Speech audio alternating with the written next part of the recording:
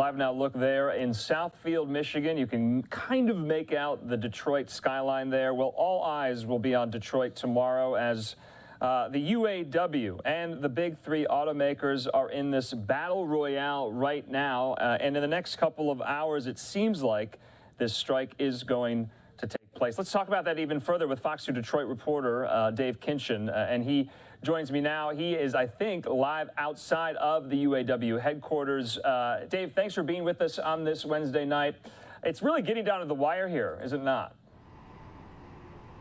Yeah, it really is. We're right outside the Solidarity House, and they are holding strong here at the UAW. There have been a lot of late night and really around-the-clock conversations here as the union and the big three, Chrysler, well, really Chrysler, which is owned by Stellantis, GM, and Ford, try to hammer out some kind of deal. Everybody says they're working in good faith, but the union says some other companies are not really working in good faith, so it's really kind of an arbitrary term. What we do know now is that if a strike does happen, meaning if no deals are reached between now and 11:59 tomorrow night, so just over, I guess, about 24 hours now to go, there will be what's called a stand-up strike, a historic approach here, and this is what we know about that part, how that strike would work out.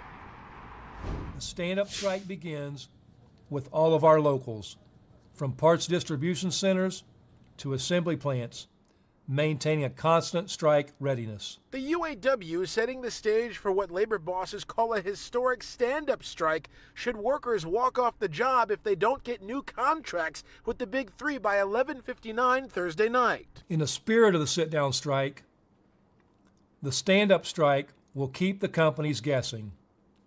It's going to rely on discipline, organization, and creativity. This approach would start small and turn up the heat as needed, says UAW President Shawn Fain. We will not strike all of our facilities at once. We will strike all three companies, a historic first, initially at a limited number of targeted locations that we will be announcing.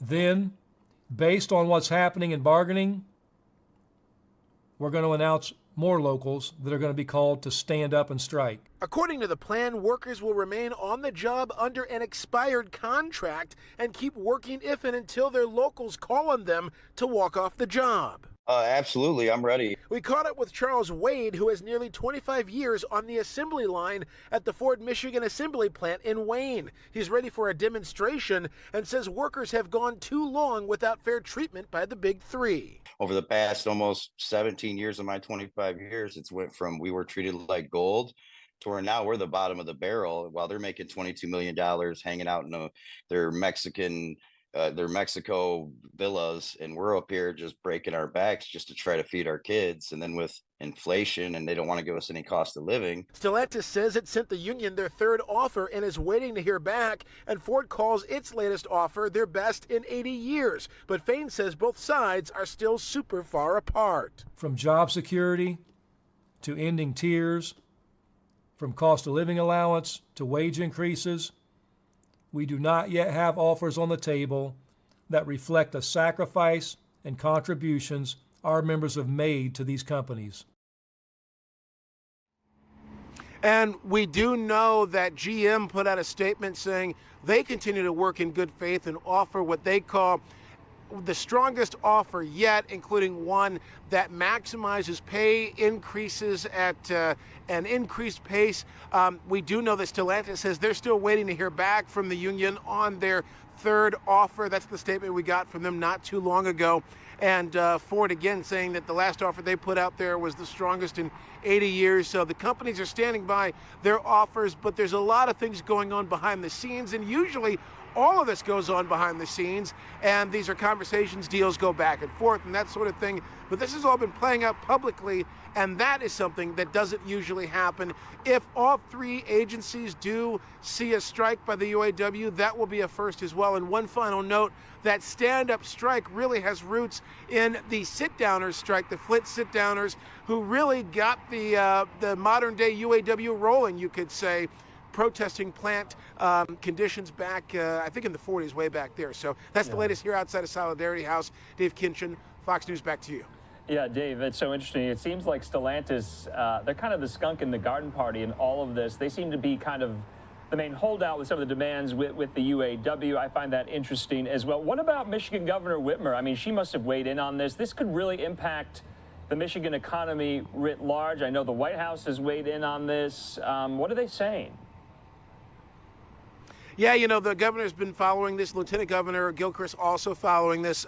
We do know it's likely they're involved in some of these conversations behind the scenes. That's not at all unusual, especially in past situations, past contracts where Michigan politicians get involved in this, or they at least send a staffer to monitor conversations. We know members of Congress, the congressional delegation from the Detroit area, they're working on this closely as well. So, and the White House. So a lot of that's going on behind closed doors. The governor's office has said officially that they continue to monitor this. There's 150,000 jobs, or just under that, connected to the UAW. So that's a big hit to the economy if there is a strike, no question about it.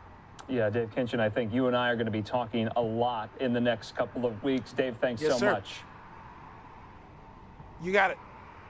All right, in the meantime, let's put up some of these tweets from some of these local UAW chapters in the Detroit area. This one you can see here, UAW Region 9A, I believe. Actually, no, this is in Connecticut and Massachusetts. They say union contracts for 150,000 UAW members at the Big Three, Ford, General Motors, and Stellantis expire 11:59 p.m. on Thursday.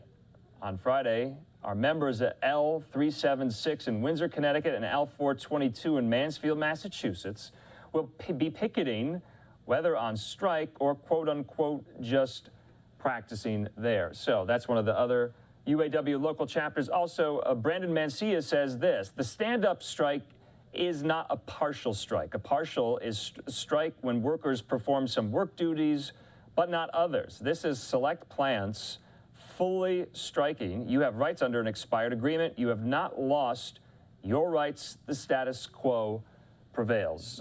So right now, and I keep stressing the significance of this, we were in the same position only with one of the Big Three, that was GM, back in 2019. I believe workers there walked out for about 40 days. What's so significant about this is this involves all of the Big Three: Stellantis, which is Chrysler and Jeep's parent company, GM, and Ford as well. So I think that's a really interesting kind of distinction there. What is a stand-up strike? What is a full strike? Remember, we did listen in to UAW President Shawn Fain. He had quite a lengthy statement posted to his Facebook page from earlier today. Well, what just so happens, and what is so coincidental, even ironic, I would say, is that the famed North American International Auto Show is literally happening at the same time in Detroit. Let's hear from Fox 2 Detroit's other Dave Spencer, on this.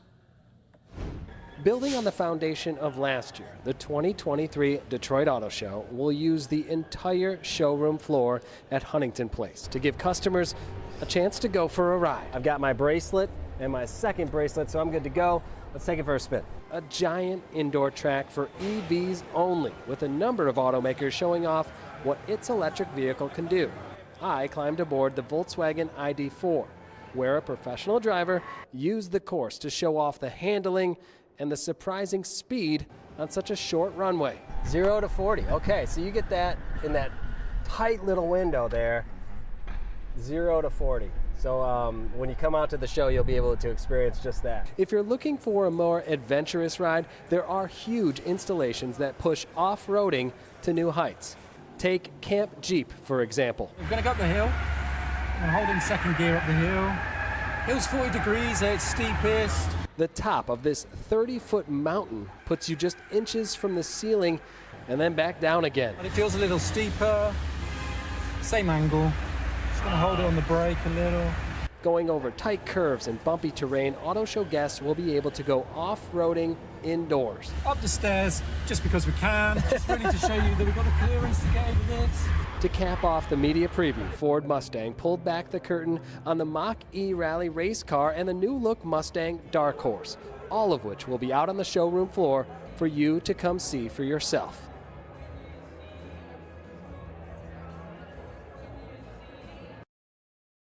Back out live to Southfield, Michigan, our shot there over kind of make out the Detroit skyline in the distance there. So, like I said, a major story we got to be following, especially once that deadline nears tomorrow night.